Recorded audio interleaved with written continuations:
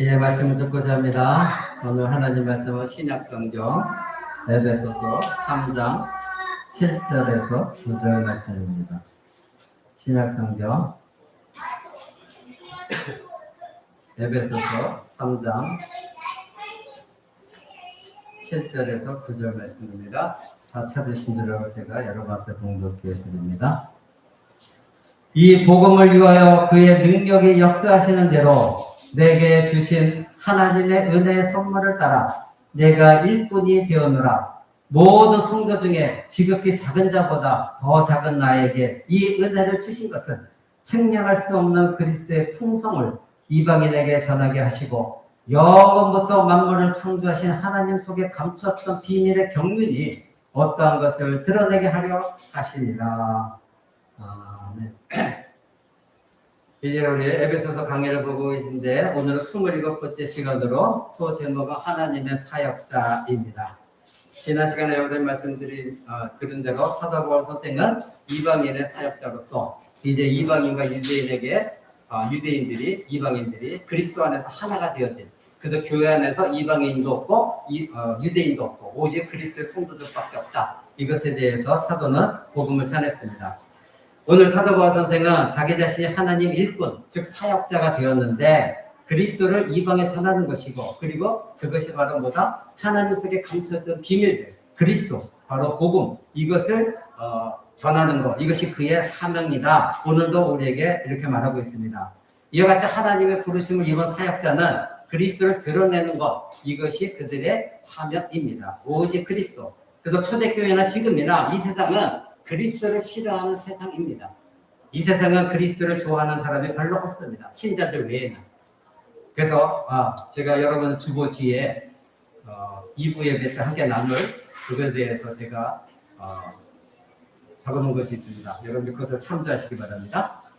이와 같이 하나님께서 그리스도 일을 감당하는 일을 사명을 주셨습니다. 그래서 그때나 지금이나 그리스도를 모두가 싫어합니다.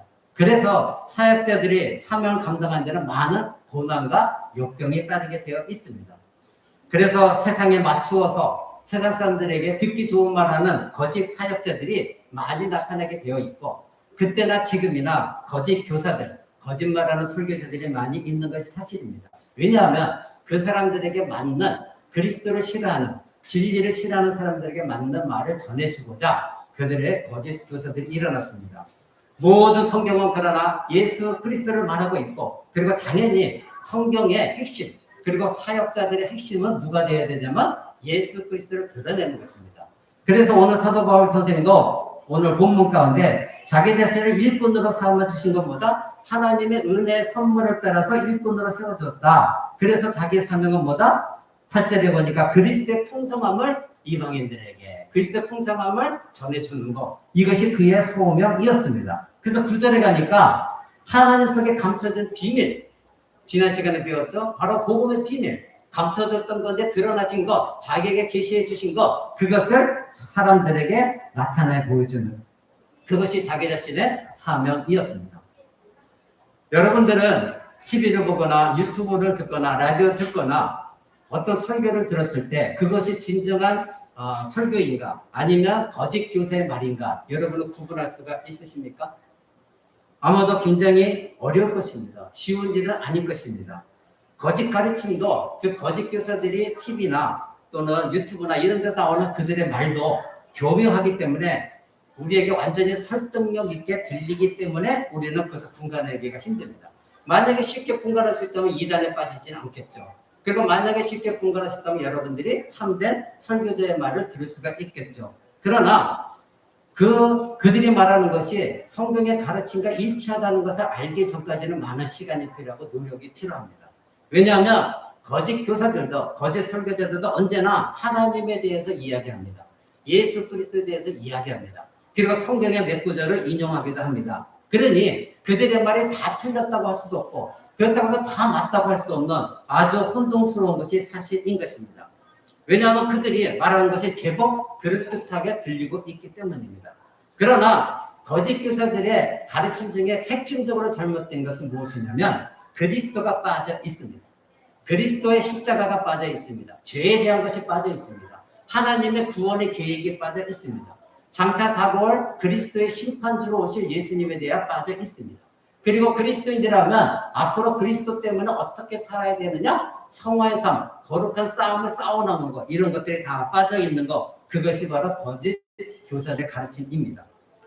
사도 바울은 오늘 본문에서 자신이 하나님의 일꾼이 된 것, 즉 하나님 부르신 사명에 대해서 오늘 본문에 말하고 있습니다. 바로 당시 사도 바울이 전한 복음은 지난주에 여러분 들으신 대로 유대인과 이방인은 하나다. 그런데 유대인들에게는 이것은 뭐예요? 어려운 메시지였어요. 유대인들이 이 듣기에는 자기 자신들이 이방인과 하나가 되어진다? 하나님 백성이 하나로 되어진다? 이거는 있을 수가 없는 이야기입니다.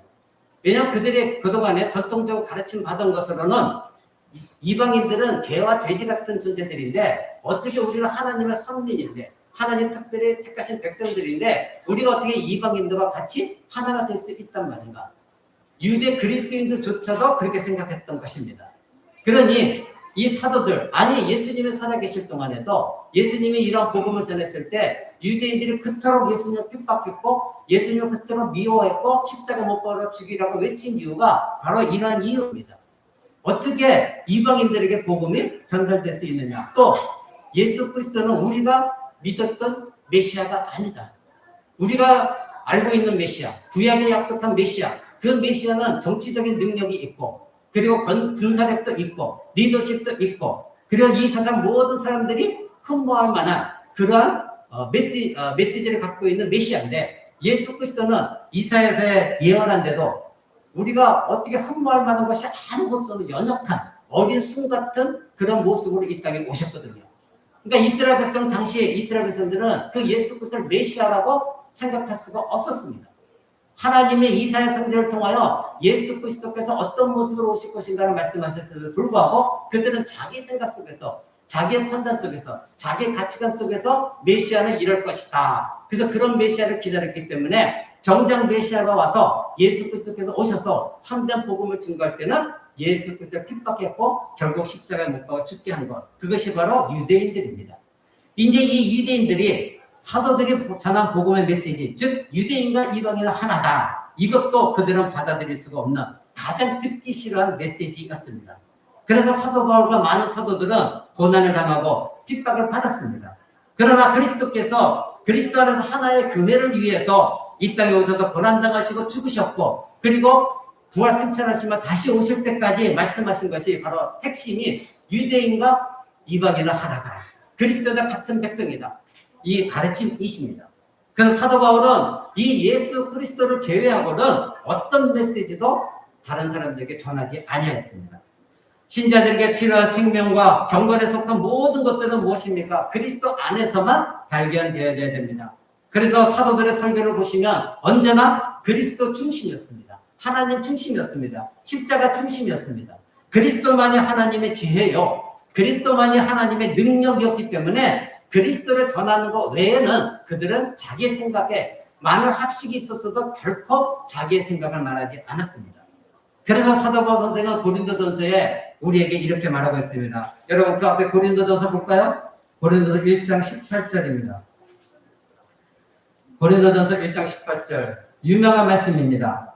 십자가의 도가 멸망하는 자들에게는 미련한 것이요 구원을 얻은 우리에게는 하나님의 능력이다.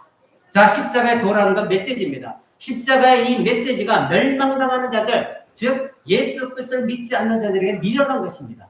어떻게 예수 그리스도 죽은 거 가지고 내가 구원을 얻어? 그들은 자기 생각 속에서 이 예수님의 이 복음, 십자가 복음을 미련하게 받아들였습니다. 그러나 저와 여러분처럼 구원받는 우리에게는 무엇이라고요? 하나님의 능력이다. 우리가 어떻게 구원을 받을 수 있습니까? 우리의 힘으로 스스로 어떻게 구원을 얻을 수 있습니까?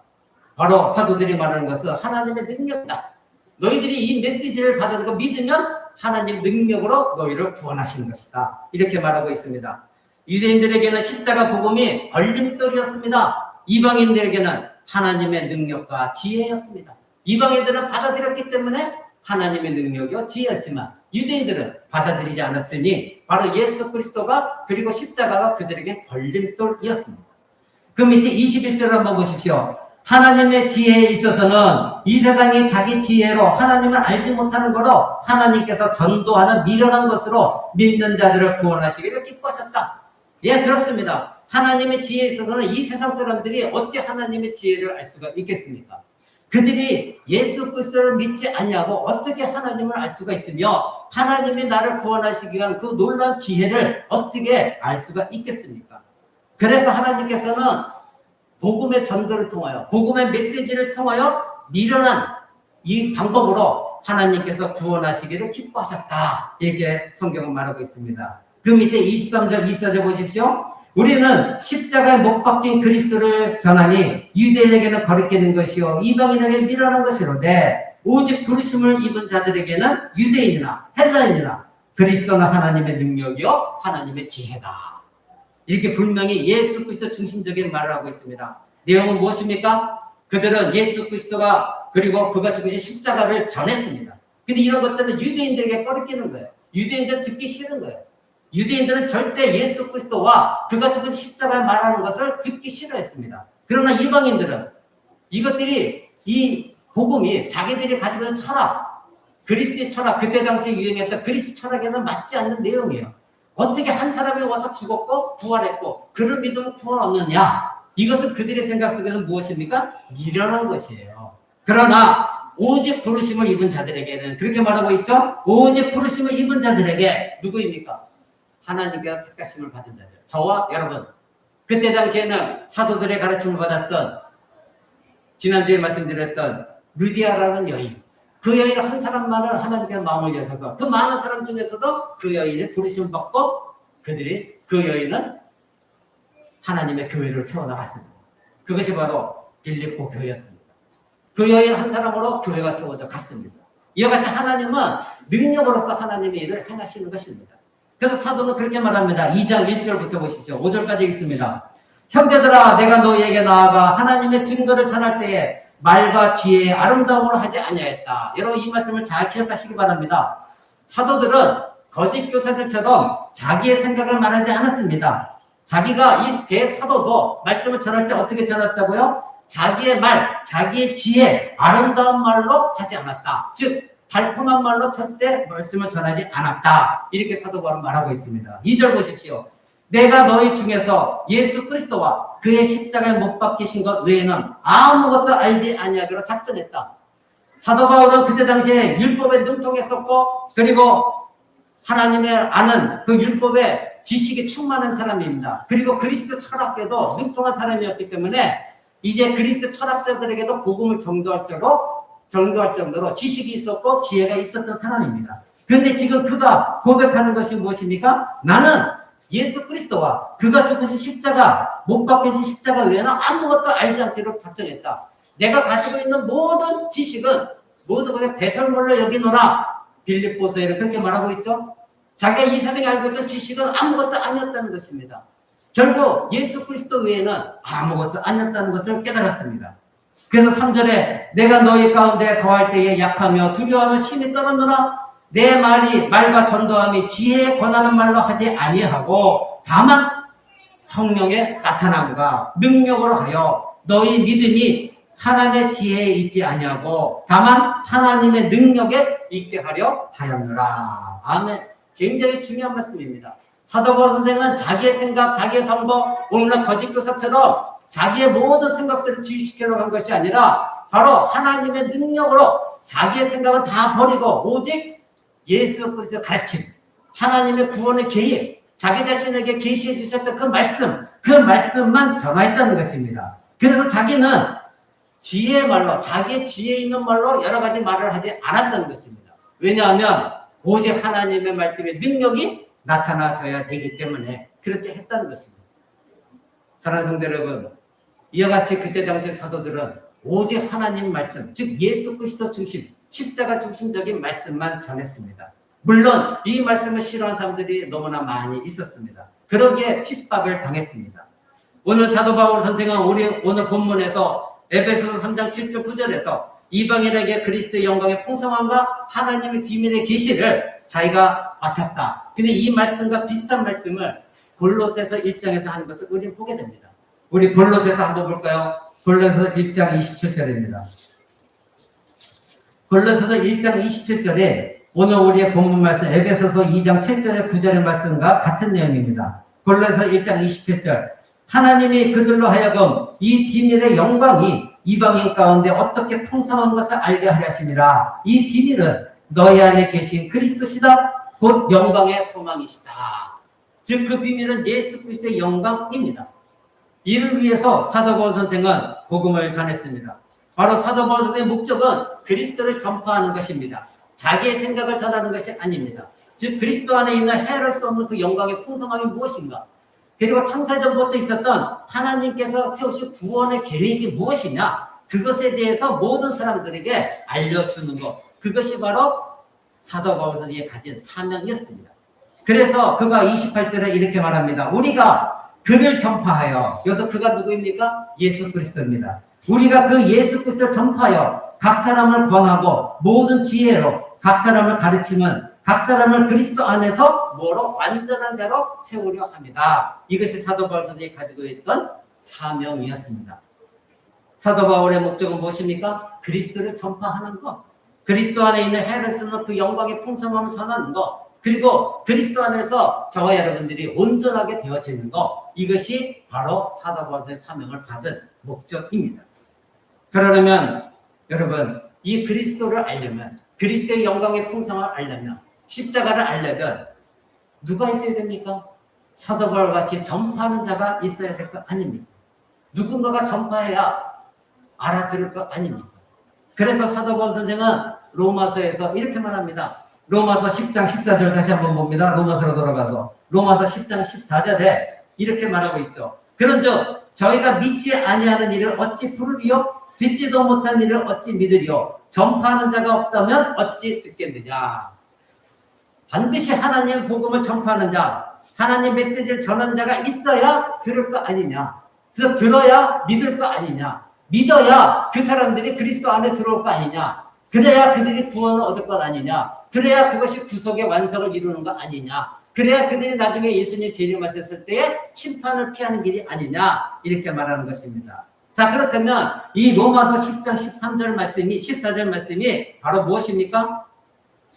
하나님의 부르신 설교자들, 그들의 메시지가 없다면 우리에게는 어떤 하나님 말씀도 들려줄 수가 없고 깨달을 수가 없다는 것입니다. 바울의 메시지는 분명합니다. 그리스도의 안에서 구별은 없다. 그리스도는 모든 믿는 자들의 하나님이시다. 그리고 모든 만유에 계시는 하나님이시다. 누구든지 예수 그리스도의 이름을 부르는 자는 구원을 얻을 것이다. 그러나 설교자가 없다면 어떻게 들을 것이냐?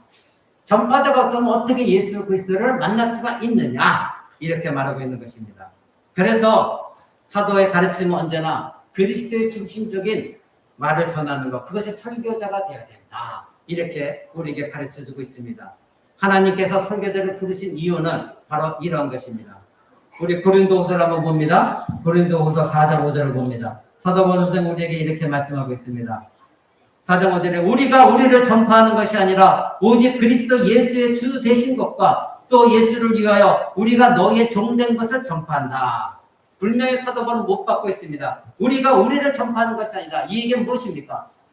사도들이 복음을 전하고 있는데 자기 자신들의 생각이나 자기 자신의 의견이나 자기 자신의 가치관이나 판단을 전하는 것이 아니다. 바로 사람의 생각을 전하는 것이 아니라 무엇을 전한다는 것입니까? 그리스도 예수가 우리의 주님이 되신다, 주인이 되신다, 메시아시다, 구세주다. 그리고 우리는 그 예수 그리스도를 위하여 너희를 섬기고 있는 종이 되기 위한 것이다. 이렇게 우리에게 가르쳐주고 있습니다. 바로 하나님께서 설교자를 부르신 이유는 이것입니다. 설교자가 자기 이야기를 이 땅에서 하나님 말씀을 버리고 사람들이 듣기 좋은 말을 골라서 한다고 한다면, 지난주에 우리 나눌 때 여러분이 말씀드렸죠? 설교자는 자기가 하나님 말씀을 준비해서 과연 이 말씀을 누구가 들을 것인가, 그 청중을 찾아다니는 것이 설교자가 되어야 됩니다. 반대로 청중들이 듣기 좋은 메시지를 찾아다니는 설교자가 되어지면 그 설교자는 망한 설교자입니다. 오늘 사도 바울 선생이 말하는 것이 우리가 우리를 전파하는 것이 아니라, 즉 사도 바울도 많은 철학과 생각과 뛰어난 지식이 있었는데 자기의 것을 전파하는 것이 아니라는 겁니다. 나는 이런 학식이 있지만 다 배설물로 여겼다. 오직 예수 그리스도가 하나님이 되심, 예수 그리스도가 아니고는 구원이 없는 것, 그 예수 그리스도가 십자가 죽으셨다는 것, 이것을 나는 전한다. 사도 바울이 우리에게 말하고 있습니다. 바로 하나님의 메시지는 인본주의 설교가 아니라 하나님 중심적인 설교를 해야 된다, 이것입니다. 사람들이 듣고 싶어하고 자신의 가려운 귀를 긁어달라는 요구에 부응하는 설교라고 하는 것은 더 이상 하나님의 메시지가 될 수가 없는 것입니다. 사도 바울 선생은 인간의 존엄성에 대해서 전파하지 않았습니다. 오히려 인간은 타락한 존재다. 그래서 인간의 욕망을 채워주는 그런 메시지를 전파한 것이 아니라 인간의 욕망이 이렇게 더럽고 추잡한 쓰레기 같은 것이 인간 안에 들어있다. 이것은 아담으로부터 물려받은 것이다. 너희의 죄가 이러한 것이다. 이것을 드러내 보여주었습니다. 그래서 우리 주 예수 그리스도를 믿지 않으면 너희들은 거기서 구원받을 기회는 전혀 없다. 오직 예수 그리스도만이 너희를 구원할 수 있다. 이렇게 말하고 있습니다. 너희들이 이 세상에서 어떻게 성공하든 인간이 어떻게 도덕적으로 살든 그리고 그 사람이 어떤 상처를 받았든 어떤 치유를 받든 그런 가르침이 아니라 오직 예수 그리스도, 우리들의 모든 죄, 그 죄로부터 너희가 어떻게 구원을 받았는가, 그리고 예수님이 이 땅에 오셔서 하신 일이 무엇이었는가, 그것을 사도들은 전했던 것입니다. 바로 사도들은 절대 청중들을 바라보지 않았습니다. 청중들을 기쁘게 하거나 그들의 마음에 드는 설교를 한 적도 없습니다. 그러니 유대인들에게 그렇게 핍박을 당했고 돌로 쳐 죽임을 당할 정도로 사도들은 고난을 당했던 것입니다. 만약에 그들이 그런 고난을 핍박을 피하러 간다면 유대인들에게 걸맞는 그들이 듣고 싶어하는 말을 전파했을 것입니다. 그러나 어떤 사도들도 사람들이 듣기에 좋은 말을 전혀 하지 않았습니다. 오직 그들의 안에 있는 그 죄가 해결되는 문제는 예수 그리스도밖에 없다. 이것을 사도들은 전했던 것입니다. 사랑하는 성도 여러분, 이 땅에서 낙을 누리면서 이 세상에서 안락 속에서 살라는 메시지가 아니라 바로 너희가 회개하지 않으면 너희는 지옥에 떨어질 수밖에 없다. 너희는 멸망당할 수밖에 없다. 이것이 사도들의 메시지였습니다. 그러니 너희가 우리의 말을 듣고 영광의 주를 만날 것이냐 아니면 멸망의 지옥에 떨어질 것이냐, 우리는 그리스도를 전파한다. 이 메시지를 받아들이고 믿어라. 그래야만 너희들의 살 길이다. 이렇게 사도들은 하나님의 사명을 감당한 것입니다. 그래서 사도 바울은 갈라디아에서 이런 말을 합니다. 우리 갈라디아서 6장 14절 한번 볼까요? 갈라디아서 6장 14절에 이렇게 말씀하십니다. 그러나 내게는 우리 주 예수 그리스도의 십자가 외에 결코 자랑할 것이 없으니 그리스도로 말미암아 세상이 나를 대하여 십자가에 못 박히고 내가 또한 세상을 대하여 그러하니라. 이런 유명한 고백을 하게 됩니다. 예수 그리스도 그 십자가 외에는 자기 자신이 자랑할 것이 아무것도 없다는 것입니다. 저와 여러분들은 자랑할 것이 너무나 많죠. 이런 것 저런 것 자랑할 것이 너무나 많습니다. 그러나 이 사도 바울 선생은 우리보다도 자랑할 것이 더 많은 사람이었지만 그는 이 세상의 것, 자기 것을 자랑하지 않겠다. 왜? 예수 그리스도와 그가 죽으신 십자가, 그것이 핵심이고 그것이 너무나 중요하기 때문에 나는 그거 외에는 자랑하지 않겠다. 그래서 세상이 나에 대해서 이미 십자가에 못 박혀 죽었고 나도 세상에 대해서 십자가에 못 박혀 죽은 자다. 이 얘기는 로마서 6장에 나오는 예수 그리스도께서 십자가에 죽을 때 나도 함께 죽었고 예수 그리스도께서 무덤에 장사됐을 때 나도 함께 장사되었고 예수님 부활 승천했을 때 나도 같이 부활하는 것, 이것이 성경의 진리입니다. 사도 바울은 그것을 알았기 때문에 이 세상에 대해서 나는 이미 십자가에 못 박힌 존재다. 그리고 이 세상에 있는 모든 전업도 나에 대해서 십자가에 못 박은 것이다. 그러니 나와 세상과는 아무런 관계가 없다. 이것이 사도 바울이 우리에게 가르쳐진 고백입니다. 바울 당시에 골로새서 교회, 우리가 아까 잠시 봤던 골로새 교회 역시 거짓 교사가 많이 들어와 있었습니다. 에베소서 교회도 그렇고요. 오늘날과 동일합니다. 초대교회 때나 즉 2000년 전이나 지금이나 많은 이단들이 있었고 그리고 거짓말을 하는 설교자들이 많이 있었습니다. 그들은 복음의 이 기반을 송두리째 뒤흔들고 있는 교리를, 잘못된 교리를 가르친 많은 거짓 선교사들이 있었습니다. 오늘과 마찬가지도 그런 가르침은 왠지 모르게 설득력이 있어요. 왜 그럴까요? 인본주의적으로 설교하기 때문입니다. 그러니 청중들이 받아들일 때 받아들일만 하고 합리적입니다. 그렇지. 맞아, 인정할 수 있어. 그러나 믿지 않는 자들이 들을 때 도무지 터무니없는 얘기, 그리고 자기가 짓고 있는 죄에 대해서 신랄하게 그거에 대해서 파헤칠 때에 그들은 분노하기 시작하고 그들은 설교자를 핍박했고 그리고 예배 자리에 박차고 나갔던 것이 기독교 역사입니다. 그래서 여러분에게 말씀드린 것처럼 청도교들이 미국에 건너갔을 때 처음 복음을 전할 때 그들 모두가 총을 갖고 있었기 때문에 선교자가 강력하게 하나님 말씀을 전파할 때 그 죄를 지적할 때 듣고 있는 청중들 가운데는 분노가 치밀었습니다. 저 사람이 왜 내 죄에 대해서 감히 말하고 있느냐? 분노가 치밀어서 총을 들이대었습니다. 그래서 설교자들을 보호하기 위해서 방탄막을 치고 설교를 하게 했습니다. 이것이 우리 인간입니다. 하나님 말씀이 죄를, 내가 가지고 있는 죄를 다 들춰낼 때는 우리에게 분노가 치밀고 불평, 불만이 있는 것이 사실입니다. 이것이 우리 인간 모두의 부패한 본성입니다. 그래서 사도들은 그럼에도 불구하고 유대인들이 자기들을 핍박하고 자기들을 돌로 친다 할지라도 그래도 올바른 하나님의 말씀, 예수 그리스도 가르친 말씀, 그 말만 전했습니다. 사도 바울 선생은 그래서 골로새서 2장에 이렇게 말합니다. 골로새서 2장 4절 한번 보겠습니다. 골로새서 2장 4절에 당시 골로새 교회에 많은 거짓 교사가 있었는데 이렇게 말합니다. 내가 이것을 말하면 즉 이와 같이 골로새 교회 편지를 쓰는 것은 아무도 공교한 말로 너희를 속이지 못하게 하려 합니다. 많은 거짓 선교사들이, 거짓 교사들이 이 골로새 교회 안에 들어왔습니다. 여기에 공교한 말로, 즉 교묘한 말이라는 겁니다. 공교한 말이라는 것은 교묘한 말, 그것으로 가르치는 것, 속임수로 가르치는 것, 이것이 그때 당시에 골로새 교회에 있었습니다. 그래서 바울은 골로새 교인들이 그 거짓 교사들의 속아 넘어가지 아니하도록, 즉 진리와 그리고 거짓을 올바로 분별할 수 있도록 하기 위해서 이 골로새 교회에다 편지를 쓰고 있는 것입니다. 신자는 그리스도의 교회를 바로 세우는 사역이 어떤 것이고, 그리고 반대로 교회와 성도를 파멸에 이르게 하는 것이 어떤 것인가를 구별할 줄 알아야 됩니다.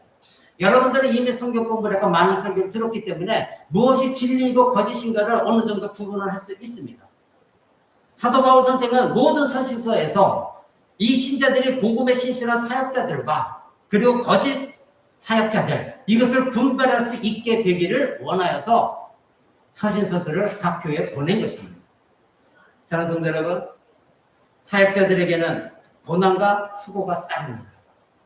사도행전에 보면 사도들과 많은 제자들이 복음을 전하다가 수많은 고난을 당했습니다.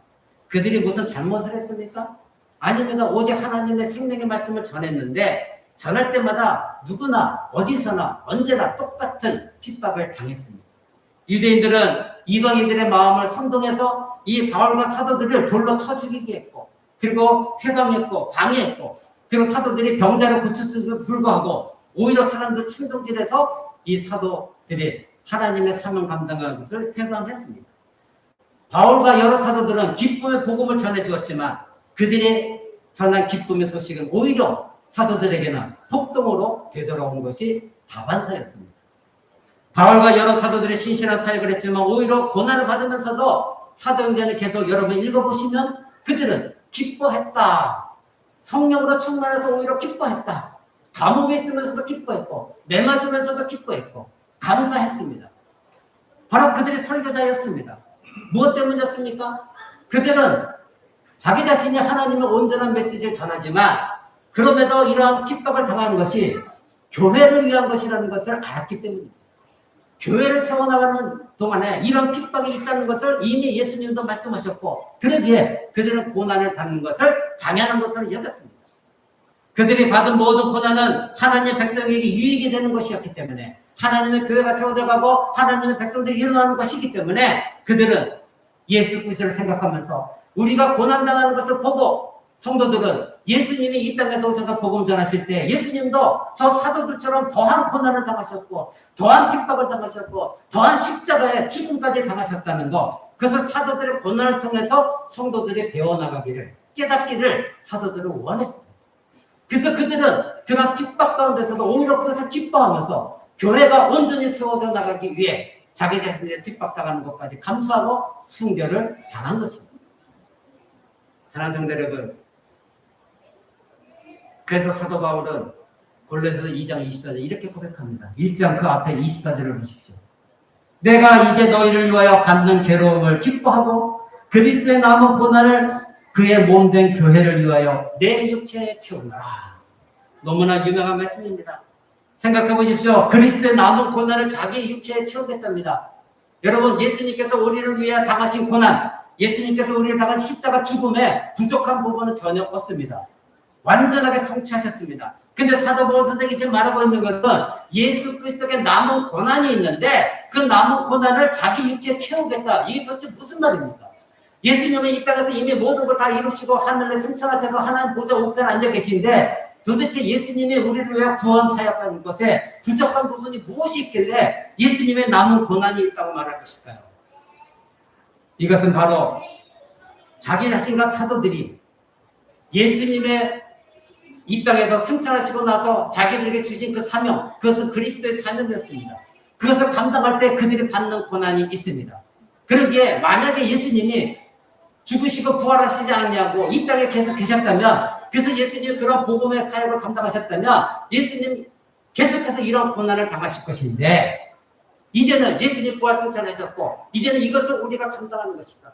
그러니 예수님의 고난이 부족해서가 아니라 예수님이 완전히 이루셨지만 그러나 여전히 예수님의 그 복음을 전하는 우리에게 당하는 이 고난, 이것을 이제부터는 내 육체에 채워나가면서 내가 감당하겠다. 왜? 무엇 때문에? 교회 때문에. 교회를 위하여. 24절 다시 보십시오. 내가 이제 너희를 위하여 받는 괴로움을 기뻐하고 그리스도의 남은 고난을 그의 몸된 교회를 위하여, 즉 예수 그리스도의 몸된 교회를 위하여 내 육체에 채워나가겠다. 이것이 바로 설교자들인 것입니다. 사랑하는 성도 여러분, 설교자들은 여러분에게도 지난주에 잠깐 말씀드렸지만 이 설교단에 서서 말씀드릴 때에는 온갖 화살을 다 맞으면서 그것을 대항해서 여러분의 말씀을 증거하는 것이 설교자입니다. 설교자는 결코 자기의 생각을 말해서도 안 되는 것입니다. 오직 하나님이 주신 말씀을 사람들의 눈치를 봐가면서 이리 말할까 저리 말할까 하는 사람들은 설교자가 아닙니다. 사도들도 그렇게 하지 않았고 사도들 역시 가르침이 그러하지 않았습니다. 그래서 사도들에게 고난이 있는 것입니다. 사도행전에 보면 유대인들은 예수님과 예수님이 전하신 말씀을 그렇게 싫어했습니다. 너무나도 싫어했습니다. 그래서 예수님이 십자가에 돌아가신 후에도 예수 그리스도를 따르고 예수 그리스도의 복음을 전하는 그 사도들을 그럭저럭 미워하고 증오했던 것입니다. 그래서 사도들을 끝까지 쫓아다니면서 괴롭혀가면서 사도들을 해코지했습니다. 예수 그리스도를 따르는 자들, 특히 그리스도 복음을 전하는 사도들, 그들에게 고통을 가하는 일, 이것은 어디에서나 언제나 일어났던 일이었습니다. 이는 바로 예수님에 대한 증오심이었습니다. 사도 바울 선생에게도 이런 증오심이, 예수님을 향한 증오심이 사도들에게도 나타났습니다. 그런 의미에서 바울은 그리스도의 남은 고난을 바로 자기 자신의 육체에 채우겠다, 내가 감당하겠다, 이렇게 말한 것이었습니다. 그런데 성도 여러분, 예수님은 죽으시기 전에 이미 이 말씀을 예언하셨습니다. 우리들에게 가르치셨습니다. 뭐라고 가르쳤을까요? 너희가 고난을 당한 것은 너희가 잘못해서가 아니라 세상이 나를 미워하기 때문에 너희를 미워하는 것이다. 요한복음 15장 18절 보시기 바랍니다. 요한복음 15장 18절 19절 예수님은 이렇게 말씀하십니다. 세상이 너희를 미워하면 너희보다 먼저 나를 미워한 줄 알라. 너희가 세상에 속하였으면 세상이 자기의 것을 사랑할 터이나 너희는 세상에 속한 자가 아니요 도리어 세상에서 나의 택함을 입은 자인 거로 세상이 너희를 미워하느니라. 아멘. 예, 그렇습니다. 왜 사도들이 이렇게 핍박을 당합니까? 그들은 예수 그리스도를 미워하는 자들입니다. 예수 그리스도를 증오하는 자들입니다. 이 세상의 불신자들에게 그리스도의 복음을 전해보십시오. 그들은 얼마나 싫어합니까? 왜 그렇습니까? 우리를 싫어하는 것이 아니라 예수 그리스도를 미워하고 예수 그리스도를 증오하고, 그들은 바로 뱀의 후손들이기 때문에 예수 그리스도를 핍박하는 자들입니다. 그러기에 예수 그리스도를 전하는 오늘날 저와 여러분 설교자들을 그들은 역시 미워하는 것입니다. 그래서 예수님 말씀하시길 세상이 너희를 미워하면 너희보다도 먼저 나를 미워한다는 것을 알아라. 그러니 세상이 만약에 너희를 미워하면 너희가 세상에 속하지 않았다는 증거이다. 그래서 언젠가 여러분에게 말씀드렸죠. 여러분들이 세상 사람들을 만나서 같이 함께 쾌락을 즐길 때에 그 세상 사람들이 여러분을 환영하고 있다면 여러분들은 그리스도인이 아닙니다. 그 사람들은 여러분을 미워할 리가 전혀 없습니다. 왜요? 자기와 똑같이 세상에 속해 있기 때문에 여러분을 미워할 수가 없는 것이죠. 그러나 만약에 여러분의 말과 행동에서 여러분들이 그리스도인이라는 것이 드러나지고 한다면 세상은 여러분들을 미워하고 핍박할 것입니다. 왜요? 여러분 그 자체보다도 여러분 안에 있는 예수 그리스도를 세상은 싫어하고 미워하기 때문인 것입니다. 그래서 예수님이 요한복음에 죽으시기 전에 말씀하신 거예요. 너희는 세상에 속한 자가 아니라 나의 택함을 입은 자다. 사랑하는 성도 여러분, 여러분 정말 예수 그리스도의 택함을 입은 자들입니까? 진정 예수 그리스도의 택함을 입은 자들입니까? 여러분들은 진정 예수 그리스도의 이름으로 세례를 받았고 지금 예수 그리스도를 믿고 그 예수 그리스도만의 구세주라는 걸 확신하고 있습니까? 여러분 한번 대답해 보십시오. 그렇다면 여러분은 세상에 속한 자가 될 수가 없습니다. 그렇다면 세상에서 여러분은 미움과 핍박을 받을 것입니다. 사랑하는 성도 여러분, 복음을 전한다는 것은 힘들고 고통스러운 것입니다. 복음 사역자들이 하는 일은 어떻게 해서든지 타락한 죄인들에게 십자가 복음을 전함으로 말미암아 기쁜 소식을 전해주어서 그들이 예수 그리스도를 믿고 구원을 얻게 하는 것입니다. 그래서 참 복음의 메시지는, 참된 설교의 메시지는 고통받고 있는 자들에게는 위로를 주지만 그러나 세상적인 사람들, 예수 그리스도 앞에서 교만한 사람들에게는 고통을 안겨주는 것, 그것이 설교자의 메시지가 되어야 됩니다. 하나님의 말씀을 올바른 설교 말씀 들었을 때에 비록 내가 지금 예수 때문에 이 땅에서 힘들게 어렵고 살아가고 있지만 예배 가운데 말씀을 드렸더니 그것이 위로가 되어지고 힘이 되어지고 능력이 되어져서 그 말씀을 해 성령의 능력이 없어서 이겨나가는 성도들, 돌아갈 때는 은혜에 충만해서 세상을 얼마든지 이겨나갈 수 있다고 돌아가는 성도들, 그들이 진정한 그리스도인입니다. 그러나 예수 그리스도를 여전히 믿지 않고 있는 거짓 신자들을 한다면 예배 가운데 들은 말씀을 통하여 그들에게 고통이 되어질 것입니다. 하나님 말씀이 선포되어졌을 때 다시 말해서 통회하고 자복하는 그런 심령들에게는 하나님 말씀이 위로가 되어지고 힘이 되어질 것입니다. 그러나 반대로 현실에 안주하고 있고 세상적으로 살아가 있고 회개도 하지 아니하고 그리스도를 믿을 필요도 없고 아니 예수를 믿는다고 겉모습은 있지만 그러나 하나님 앞에 바로 서 있지 않는 사람들에게는 설교자의 메시지가 그 사람들에게 아픈 것을 찌르는 날카로운 비수가 될 것입니다. 사랑하는 성도 여러분, 그것이 바로 고통을 받는 것입니다. 진정한 신자들은 말씀 통해서 위로를 얻지만 불신자들은, 하나님을 미워하는 자들은 그러나 똑같은 말씀을 들어도 그것을 고통으로 여기고 자기 가슴에 비수로 꽂는 것으로 들려지는 것입니다. 사도 바울은 하나님의 일꾼으로서 사역자로서 그 누구보다도 하나님의 말씀, 그리스도 오직 예수 그리스도만 전하는데 자기의 전생애를 바쳤습니다. 그것도 자기 자신의 힘을 의지하지 않았고 오직 하나님께 주시는 능력으로만 성령에 의지해서 그 모두를 감당했습니다. 그래서 오늘 본문에 사도 바울이 그렇게 말한 겁니다. 하나님께서 복음을 내게 주신 능력에 따라서 나는 하나님의 은혜의 선물자 일꾼이 되었다. 하나님의 일꾼이 되었다. 사람의 일꾼이 아니라 하나님의 일꾼이 되었다. 그래서 나에게 이 은혜를 주신 이유는 뭐다? 바로 그리스도의 풍성함을 전하는 것이다. 바로 예수 그리스도를 전하는 것이다. 자기 자신을 그래서 하나님께서 은혜를 주셨고 충만한 힘을 주셨다. 자신의 메시지를 듣는 사람들이 구원을 얻을 수 있도록 하나님께서 이 모든 은혜와 능력도 주셨다. 그래서 나는 이제 힘을 다해 수고할 뿐이다. 이렇게 말한 것입니다. 사랑하는 성도 여러분, 그렇다면 지금까지 사도 바울의 메시지와 사도들이 사명 감당한 것을 여러분들이 들으셨습니다. 그렇다면 여러분들이 깊이 생각할 것이 있습니다. 첫 번째로는 인간의 부패한 본성에 걸맞는 메시멜론 같은 달콤한 메시지를 전하는 설교자들을 주의하십시오. 조심하시기 바랍니다. 여러분, 그들은 인간의 본성에 가장 알맞는, 그래서 인간들에게 불편함을 주지 않는, 그들이 기뻐하는 메시지를 전하는 사람들입니다. 여러분, 메시멜론을 여러분 알고 계시죠? 얼마나 달콤합니까? 얼마나 부드럽습니까? 얼마나 목에 넘어갈 때 상쾌함이 있고 기쁨이 있습니까? 그러나 그 메시멜론은 그 안에 영양가는 하나도 없습니다. 오히려 우리의 몸을 해칠 뿐인 것입니다. 듣기에는 좋지만 아무런 진리의 말씀도 담고 있지 않는 가르침, 이 모든 것들이 바로 메시멜론과 같은 메시지입니다. 그 메시지에는 전혀 죄에 대한 언급이 없습니다. 거룩하게 살라, 죄와 치열하게 여러분 안에 있는 죄와 치열하게 싸워라, 그런 메시지도 없습니다. 바로 예수 그리스도가 십자가에 당신 때문에 죽으셨다, 당신 때문에 예수님이 처절하게 고난당하고 책찍게 당하셨다, 그런 말도 전하지 않습니다. 거짓 교사들은 타락한 사람들에게 바로 마음속에 깊은 곳, 죄를 드러내는 설교를 전혀 하지 않습니다.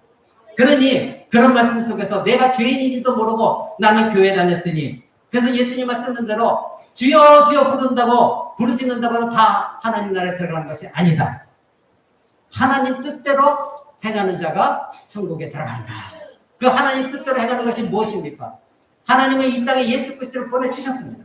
예수 그리스도를 믿고 예수 그리스도의 가르침과 그 가르침받은 사도들의 가르침에 따라서 그것이 하나님의 뜻이니 그 뜻대로 행하는 자가 천국에 들어가는 것인데, 거짓 교사의 달콤한 말만 듣고 있었던 사람들이 어찌 하나님 뜻대로 행할 수가 있겠습니까?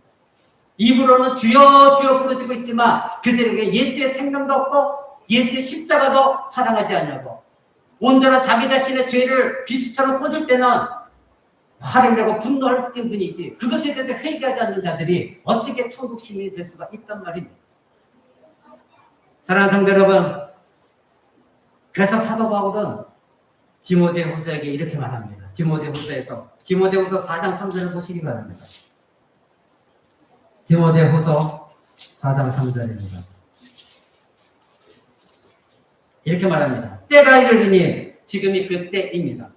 때가 이르리니 사람이 바른 교훈을 받지 아니하며 귀가 가려워서 자기의 사욕을 쫓을 스승을 많이 두고 또 그 귀를 진리에서 돌이켜 허탄한 이야기를 쫓으리라. 지금이 그때입니다. 지금 교회 안에 있는 많은 사람들이 있습니다. 근데 때가 왔습니다. 사람들이 하나님의 말씀, 사도들의 가르침, 예수 그리스도의 가르침, 즉 성경적인 진리, 올바른 교훈을 받고 싶어 하지 않습니다. 그들은 자기 귀가 가려워져 있는데 이 가려운 귀를 누가, 어떤 설교자가 긁어줄 것인가. 그래서 그들은 많은 스승을 두고 이 사람도 찾아가고 저 사람도 찾아가고, 그래서 집에서 기독교 TV를 보면서 이 TV, 이 설교자도 들어보고 저 설교자도 들어보고, 그래서 그들에게는 교리가 혼탕이 되어 있습니다. 올바른 교리가 세워지지 않아서 이쪽 교단의 목사님 말씀이 재밌네, 저쪽 교단의 말씀이 더 재미있고 졸리지 않네, 너무나 웃기는 얘기 많이 해주네. 그래서 자기 이 가려운 귀를 계속해서 긁어줄 여러 스승들, 여러 목사들을 찾아다닙니다. 지금 사도바울 선생님이 말하고 있는 것은 그것입니다.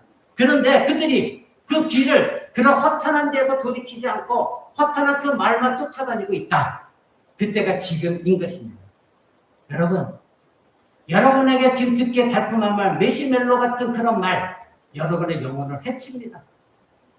여러분이 언젠가 말씀드렸죠? 성경에 말하고 있는 것은 죄와 회개입니다. 근데 오늘날 심리학이 교회에 들어와서, 미국에서부터 현대 복음주의에 잘못된 것이 들어와서 죄의 자리에는 상처가 앉아있고, 그리고 회개 자리에는 치유가 앉아 있습니다. 근데 모든 사람들이 자기의 상처만 말해봅니다. 교회에 나가서 내 상처를 어떻게 치유받을까? 어떻게 위로를 받을까? 어떻게 격려를 받을까? 교회는 그런 것이 아닙니다.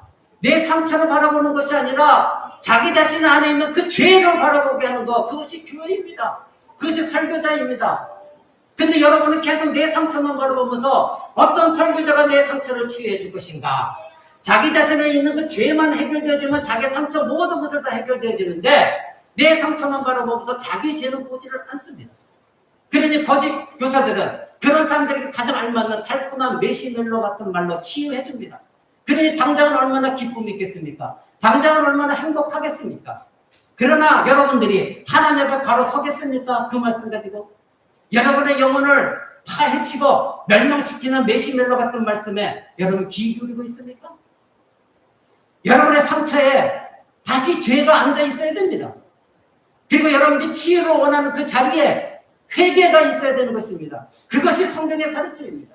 내 죄도 알지 못하고 날마다 내 상처만 들여다보면서 누가 이것을 해결해 주지 않는가, 누가 나를 위로해 주지 않는가, 여러분 해결되지 않습니다.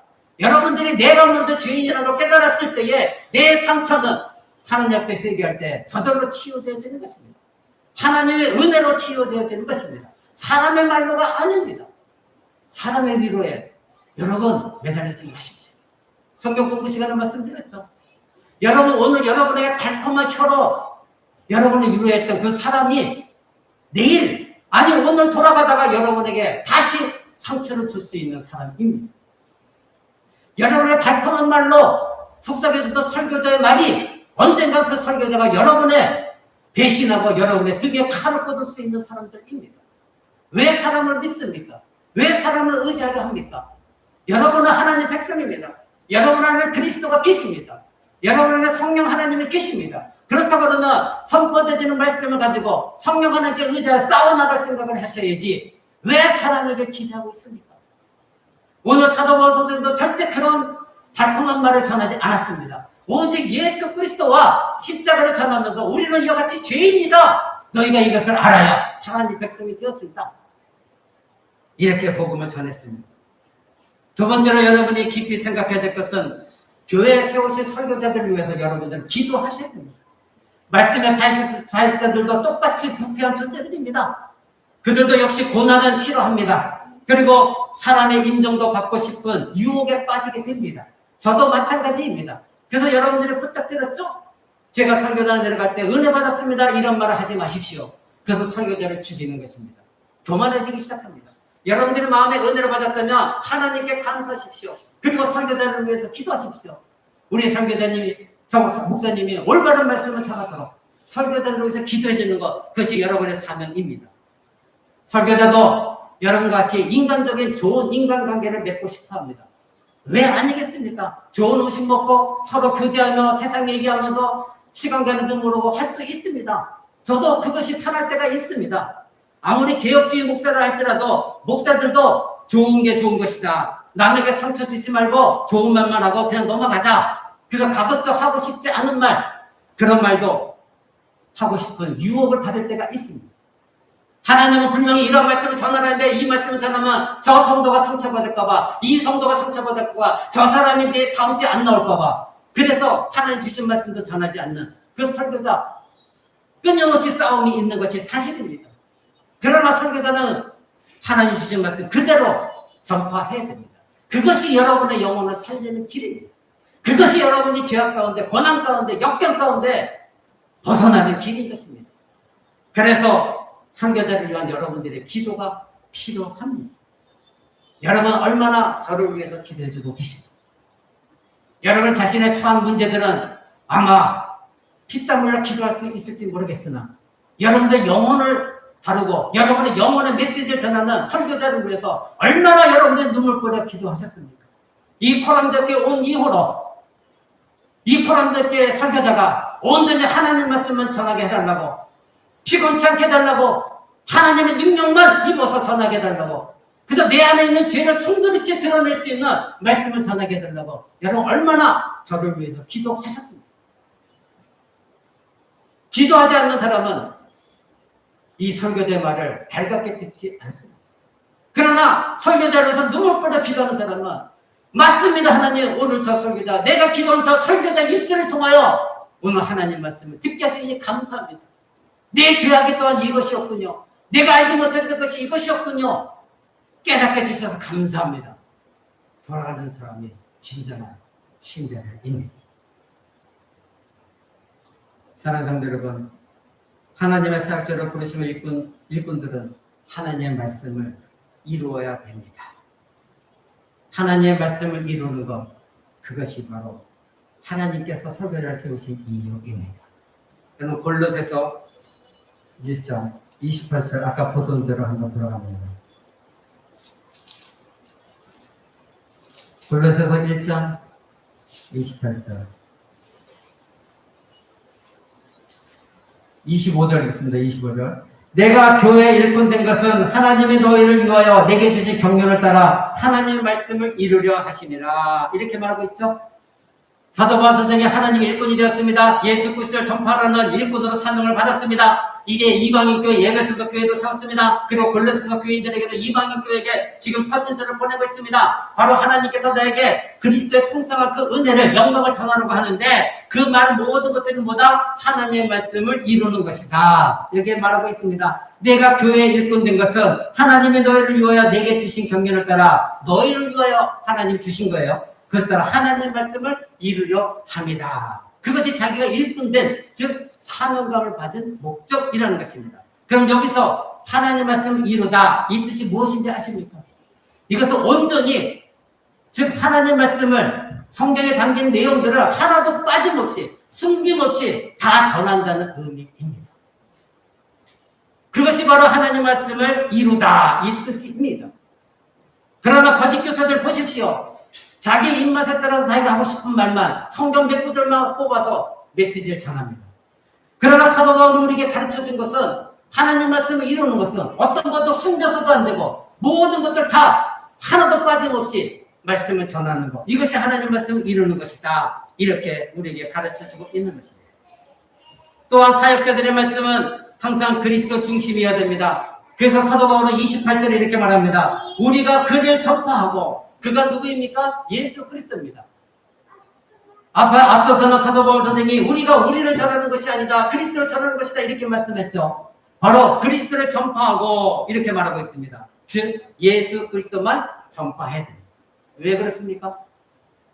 성경의 진리를 말하는 것은 모든 것이 예수 중심이기 때문입니다.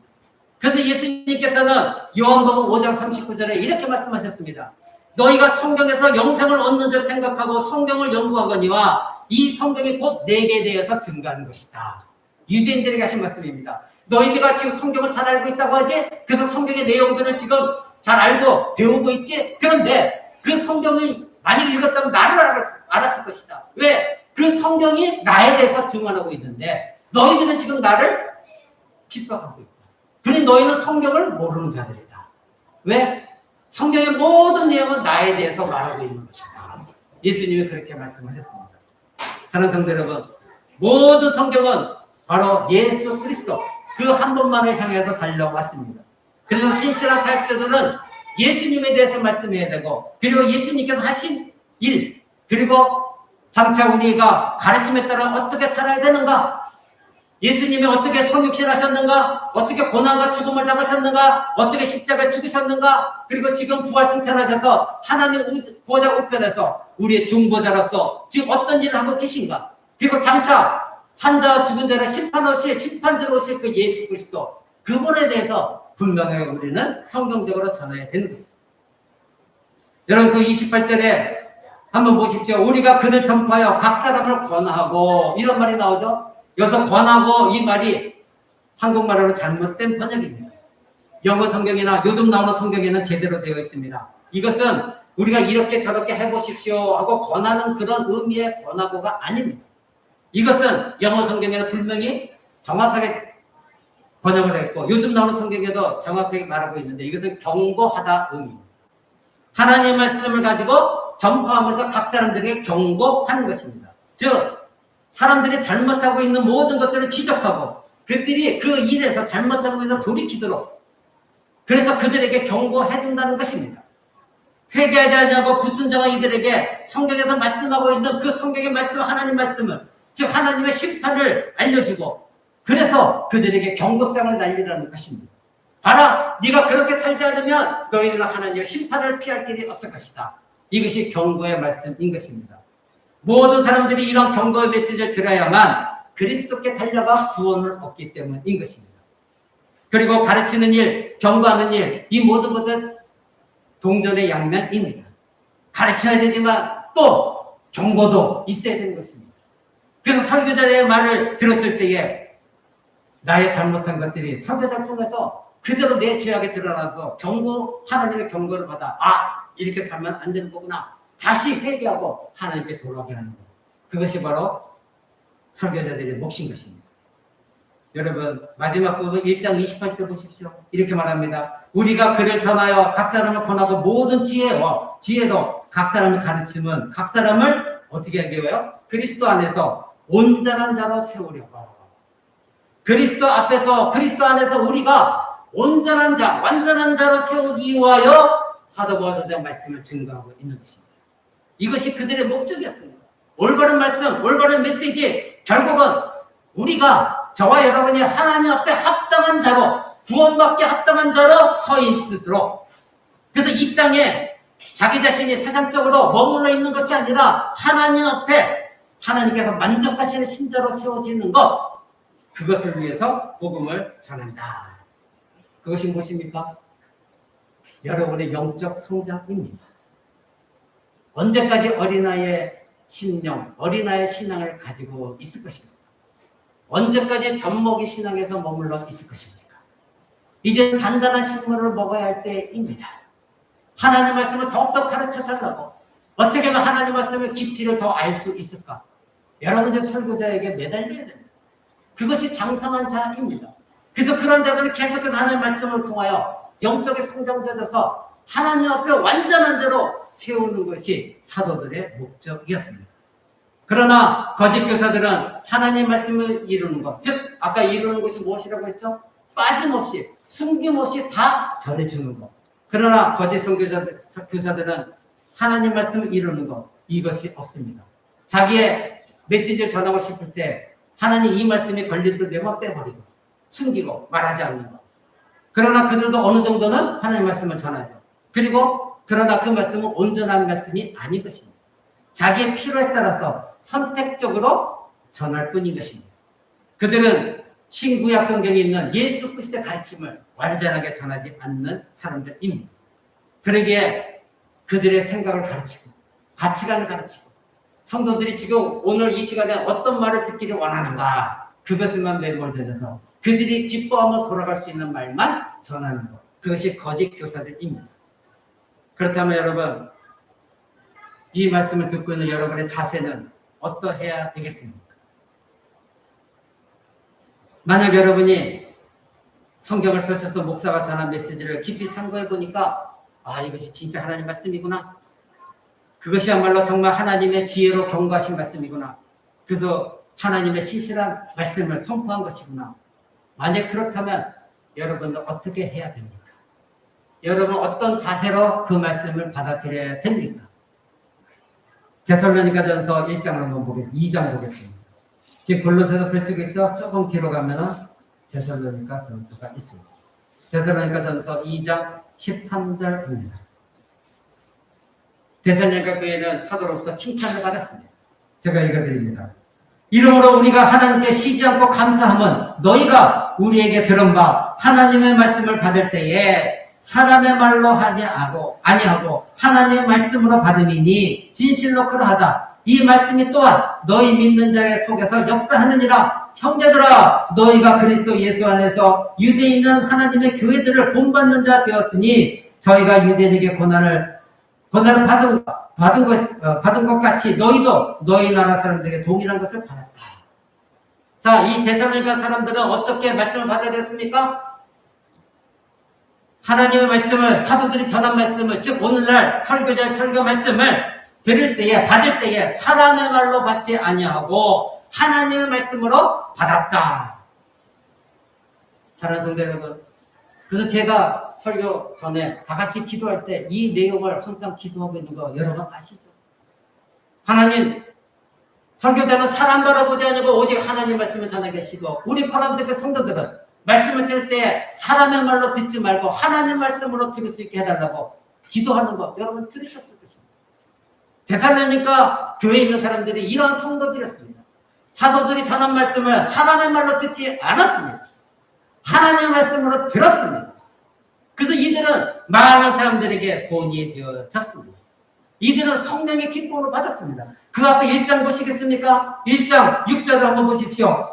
너희는 많은 환난 가운데서 성령의 기쁨으로 도를 받아 우리와 주를 본받은 자가 되었으니 그러므로 너희가 마게도냐와 아가야 모든 믿는 자의 본이 되었다.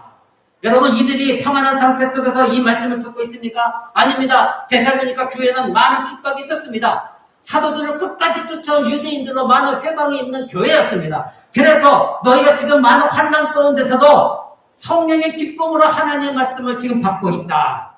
여러분, 그런 메시지를 지금 받고 있습니까? 여러분의 진정으로 아무리 어려운 환경 속에서 예수를 믿기 때문에 예수로 말미암아 여러 가지 힘든 어려운 환경 속에서도 내가 예배 자리에 나와서 하나님의 성령이 주시는 기쁨으로 이 메시지를 받고 있는 여러분들이 되고 있습니까? 그러나 이들은 그런 마음으로 받았습니다.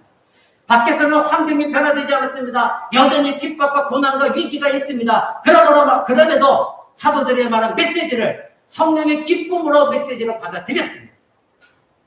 그리고 그러한 결과 무엇이었습니까? 7절 보십시오. 그러므로 너희가 마게도냐와 아가야 모든 믿는 자의 본이 되었다.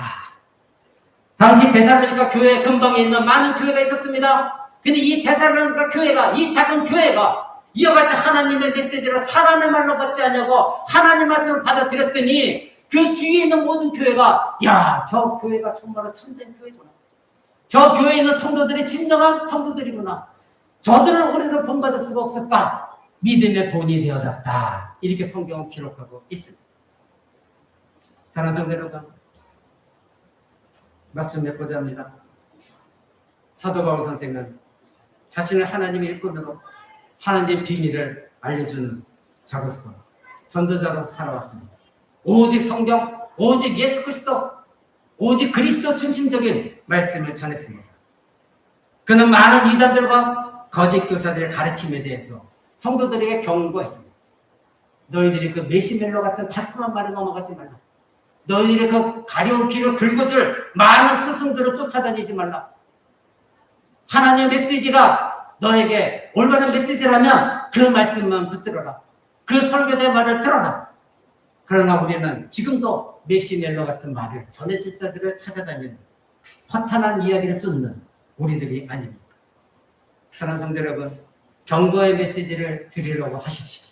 그것이 여러분의 영혼을 살리는 길입니다. 데살로니가 이 성도들처럼 말씀을 들을 때 성령의 기쁨으로 받아들이시고 사람의 말이 아니라 하나님의 말씀이구나 이렇게 받아들였을 때 여러분에게 은혜가 되어질 것입니다. 사도들은 하나님께로 부르심을 일꾼들입니다. 설교자도 하나님께 부르심을 받아 소명을 감당하고 있는 일꾼들입니다. 코람드께 목사로서 저에게 무슨 영광이 있겠습니까? 제가 여러분에게 무슨 유익을 취하겠습니까? 저의 소망도 이 사도들의 소망처럼 여러분의 영혼이 하나님 앞에 완전히 세워지는 것입니다. 진실로 예수 그리스도를 만나고 진실로 여러분의 영혼이 행복해지고 하나님의 한 분만으로 나는 행복해질 수 있는 그런 성도들이 되어지는 것, 그것이 이 설교자의 바람인 것입니다. 오늘 소제목이 하나님이 세우신 사역자입니다. 만약에 여러분들이 코람드에 세운 이 최순만 목사를 하나님이 코람드에 세우신 사역자라고 여러분들이 믿고 있다면 이 설교자를 위해서 기도하시고 그리고 여러분에게 비수를 꽂는 말씀을 듣는다 할지라도 여러분이 그 말씀을 붙들고 회개하시고 하나님께 돌아오십시오. 그렇다면 하나님은 여러분의 준비된 축복과 준비된 은혜를 풍성하게 여러분에게 채워 주시겠습니다.